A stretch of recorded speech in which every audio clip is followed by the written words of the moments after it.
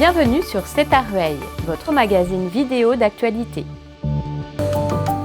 Au sommaire, la ligne 15 du métro, place Line Renault, visite du ministre de l'écologie à Rueil. Jeudi 7 septembre se tenait la remise du terrain de la future gare de la ligne 15 du métro à la Société du Grand Paris.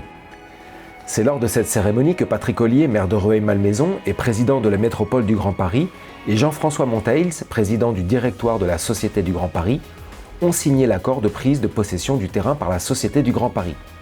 À cette occasion, une clé a été remise à M. Monteils par M. le maire. Cet acte symbolique lance ainsi le début de la construction de la gare du métro 15 de Rueil-sur-Aisne-Mont-Valérien prévue pour 2030. Cette ligne permettra à 70 000 voyageurs de se rendre à la Défense en 8 minutes, contre 29 minutes aujourd'hui, et 20 minutes pour rejoindre Saint-Denis-Pleyel contre 53 minutes aujourd'hui. Les bienfaits de cette ligne favoriseront aussi le désengorgement du Mobipôle et de la ligne A du RER pour tous les Ruellois. C'est le samedi 14 octobre dernier que le maire a ouvert au public les 2000 m² de la première partie de la place Line Renault dans le quartier de l'Arsenal. Lors d'une cérémonie joyeuse et conviviale, accompagnée de chants du Bethel Gospel Choir, le miroir d'eau et les jets d'eau ont été mis en service pour la première fois pour le plus grand plaisir des enfants. Des visites de chantier du futur restaurant sur pilotis ont permis aux riverains de découvrir la place dans son ensemble. Tout comme les habitants de cet écoquartier, nous avons hâte de découvrir la place quand elle sera finalisée au printemps 2024. Le mercredi 8 novembre, pour son tour de France de l'écologie, Christophe Béchu, ministre de la Transition écologique, a fait étape à Rueil, durant laquelle il a visité l'écoquartier qu'il a cité comme un exemple en la matière. Ce qui est bon pour la planète est plus cher que ce qui est mauvais pour la planète. Et donc dans la transition, il y a la transition des mentalités, mais il y a la transition des règles budgétaires et fiscales. Ça coûte moins cher de prendre un champ pour le transformer en immeuble que de prendre une friche pour la transformer en immeuble.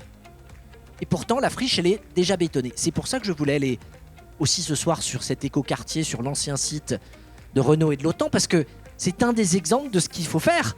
Il faut mieux prendre des espaces existants et regarder comment on en désimperméabilise une partie, plutôt que de continuer à grignoter la nature. Devant plus de 300 personnes, le ministre a souligné tous les efforts de la municipalité en matière de développement écologique de l'écoquartier. Construit sur une ancienne friche industrialisée, ce nouveau quartier n'empiète pas sur la nature du territoire, protégeant ainsi les sols de l'artificialisation. En amont de cette soirée, le maire Patrick Ollier et sa première adjointe à l'urbanisme, l'écoquartier et les droits des sols, Monique Bouteille, ont présenté au ministre toutes les infrastructures de l'écoquartier, la place Line Renault ainsi que la centrale de géothermie. Des équipements qui font de Rueil une ville verte et pionnière dans la réponse à l'urgence climatique.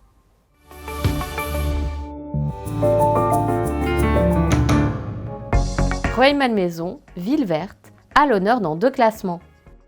Avec 39% de sa zone urbaine couverte par des arbres, Rueil-Malmaison arrive en tête devant Versailles et Antibes et se classe comme la ville la plus arborée de France.